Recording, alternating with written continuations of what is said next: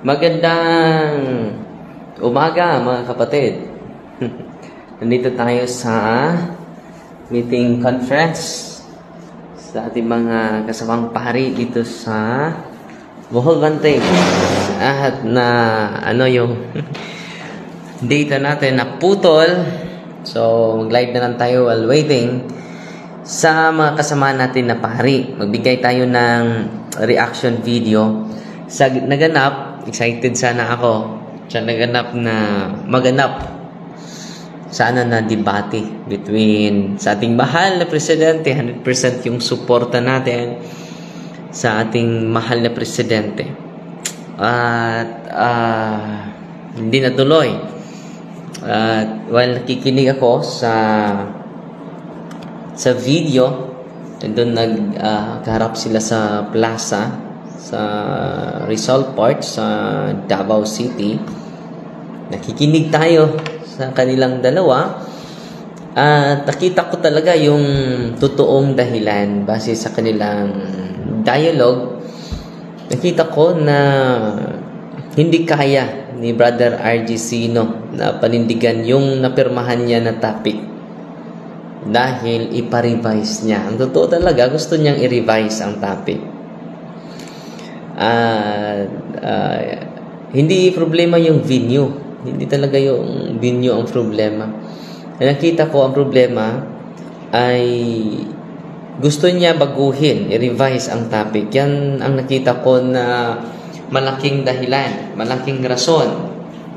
Bakit ang ating mahal na kapatid ay hindi gustong matuloy? Dahil wala namang Santo Papa na nag-declare na ang Novus Ordo na Misa ay sa demonyo. Paano niya matindigan yon? Naging kung yan ang pagkakamali niya, bakit pumirma siya? Bakit pumirma niya? Ang ginagamit niya, departure. Hindi na evil. Pero ginawa niyang magaling tayo niyan, pero hindi natin gagamitin yan sa matinong usapan. Mas mabuti na aamin na lang siya na hindi ko kayang tindigan yung napirmahan ko. Humble pa yung mangyayari. Pero sisipot ka lang doon at gagawa ka ng maraming alibay na hindi lang evil, more than evil. Bakit term departure ang gagamitin mo?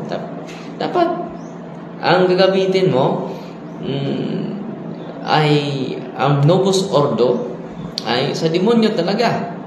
Hindi lang sa demonyo, kademonyuhan talaga. Pero bakit ang ginagamit mo na term hindi evil, the departure from the teachings of the church? Term yung ginamit niya, naliggas niya sa nabigay niya yung term na gusto niya na gagamitin, departure from the Orthodox siguro, from the Orthodox teachings of the church. Yan ang gusto niyang gagamitin. Wala ng term evil. So, dito makikita natin, kahit ako, mahirapan ako sa pag-prove that Novus Ordo is an evil one. It is not from God. Dahil wala namang Santo Papa nag-pronounce niyan. Ilang obispo lang na extreme conservative. Hindi naman masama na maging conservative tayo. Yung extreme, ay hindi na yan maganda. So, ang nakita ko lang na isa rason dyan ay hindi niya matindigan yung napirmahan niya na topic. At yan talaga ang real reason, hindi yung venue. Kahit saan naman, pwede naman tayo online debate. Siya nga online naman yun, public yun dahil live. Kahit nasa lang sila, nasa Divine Mercy Building, but it is public because it is online. Nagsagawa lang siya ng maraming alibay. Pero ang totoo niyan, hirap yun sa pagtindig ng topic. Kung hindi ka nahirapan, huwag mong i-revise. Anong sabi ni San Pablo sa 2 Corinthians chapter 13 verse 8? We cannot do anything against the truth, but only for the truth. Kahit anong tibay at kahit anong talino natin, wala yan. Maging bubo tayo kapag ang katotohanan ay ating susuwayin. Kung ang katotohanan ay ating kokontrahin. Even Saint Paul, sabi niya, we cannot do against the truth, but we will just stand for the truth. Hindi natin magagamit we cannot go against the truth.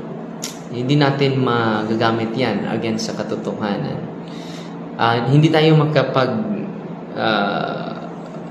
makagawa against sa katotohanan. Dahil ang katotohanan, matibay yun. Kahit ordinaryo lang ang magdepensa sa katotohanan, kahit grade 3 lang, against sa abogado, hindi yan. Hindi pwede yan. Hindi papasa yan. So, kung ang makikdebate ay grade 3 lang against sa abogado at yung grade 3 ay nasa katotohanan, hindi papasa kahit abogado ka pa. Kahit anong talino mo pa, basta makipaglaban tayo against sa katotohanan, hindi matitinag ang katotohanan, mga kapatid. Una, walang Santo Papa na nag-declare na ang Novus Ordo is not from God. Nasaan ba yung susi? Nasa Santo Papa po yun. Present natin na Santo Papa. Wala naman akong narinig na si Pope Francis nagsasabi na Novus Ordo is evil. Wala. So, ang totoo, mga kapatid, congratulations, Bro Ryan Mihiliano. Ang tibay ng samahan natin dahil nakatindig tayo sa katotohanan, mga kapatid. Saludo ako kay Brother Ryan Mihiliano, kapatid. At ang ating mga kapatid, sana bago kayo pumirma, pinag-isipan ninyo yung topic. Hindi lang, dahil kung high yung emotion natin, low yung intelligence natin. Yan ang ilagay natin sa isipan natin. Kung high pitch yung emotion natin, maging low yung intelligence natin. Yan po ang katotohanan, mga kapatid. At sana matuloy. Matuloy. Dahil kahit anong talino natin. Kahit ako pa, ang titindig sa topic na yan, wala. Knock-out ako. Kahit ako. Kapag titindig ako against sa katotohanan, wala. Kahit pari pa, kahit obispo pa, titindig against sa katotohanan. Hindi yan mananaig. Kahit ordinaryong CFD lang ang harap sa akin. And then, ako mag-stand against the truth. At ordinaryong CFD, pare ako. Ordinaryong CFD ang harap ko. Hindi ako mananaig. Sabi niya, nasa kasulatan yan, we cannot go against the truth. But only for the truth. We cannot do anything against the truth, but only for the truth. Yan ang katotohanan. No? So, nagsagawa lang tayo ng reaction video. Sana, may venue naman, wala pang permit sa at palabas naman yung national natin, bakit hindi tayo natuloy sa Rizal Park? Dahil ang mga may valid reason talaga. May valid reason. Hintayin nyo lang na magbigay ng official statement ang Catholic Faith Defender National. Dahil totoo talaga na may valid reason. Hindi yan dahil ang original talaga na is Rizal Park. Pero dahil yung mga heads sa city ay hindi nagbigay ng approval So, hindi natin ma-pursue. So, maghintay lang tayo sa official statement ng ating mga national officers sa Catholic Faith Defender po. Pero nakita ko, ang topic talaga, no? Nagkamali sila sa pagpirma ng topic. So, ang gusto niya is term departure. So, gusto niyang i-revise ang topic. Bakit gusto niyang i-revise? Hindi kaya niya matindigan yung napirmahan niya. At gusto niya another pre-debate conference. Bakit? Gusto niya ma-revise yung topic. So, sana napag-isipan nyo at sana nagpaalam kayo muna sa inyong spiritual director. So, ang totoo niyan, hirap. Ang hirap. Kahit ako, mahirapan ako sa topic na yan.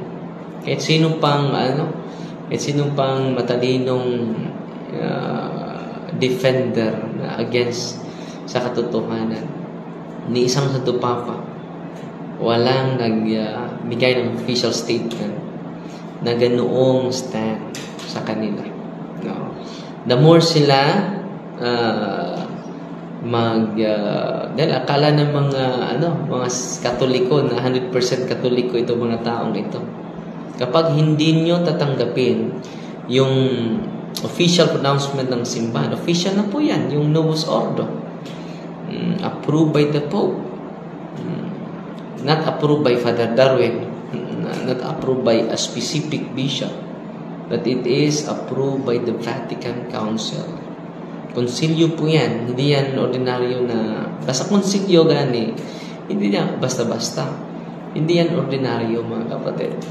Okay? So,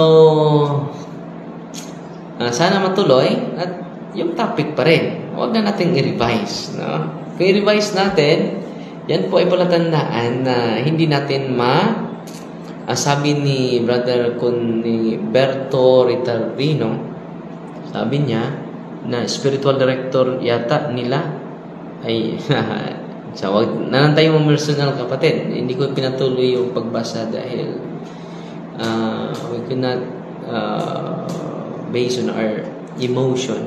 Logic here is not based on our emotion. Dahil kung high yung emotion natin, low yung intelligence natin. Yun ang katotohanan. So, mas mabuti na matuloy yan. Naghihintay po tayo. 100% po yung suporta natin kay President Ryan Miliano. 100% din yung saludo natin. Congratulations. Sa unang pagkakataon ay nanalo na tayo, no? Dahil hindi nila tinuloy at gusto pa nilang baguhin ang topic. Ang challenge natin, huwag niyo baguhin, no? Tuloy pa rin tayo, no? Hihintay lang tayo at huwag natin i-revise ang topic para makita natin kung kaya ba ninyong matindigan yung ginagawa ninyo sa mga last 2018 ba yun? Yung live nila na ang Novus Ordo ay iya sa yawa. No? So, makita natin ngayon kung sino talaga ang tunay, 100% na Catholic. Merong mga mangga na hilaw. Kuwang hinog. Ahat na pagkahinog. So, meron ding mga Katoliko na ahat na pagkakatoliko. Hindi talaga saktong pagkahinog. No? So, hikita natin yan na sino talaga ang tunay na defenders of the Catholic faith. Yung nagbabatay lang sa mga opinion ng iba or sa official teaching ng simbahan. Ako, kahit pare na ako, hindi ako magsasabi against the official teachings ng simbahan. Official pronouncement ng simbahan. Dahil kahit pare na ako, I need to practice obedience because obedience is greater than sacrifice. No, congratulations, Brother Ryan Miliano at sa buong Catholic Faith Defenders. No, mahirap talaga makipaglaban sa katotohanan. Fight ni Maria, the dark safety with a humble heart.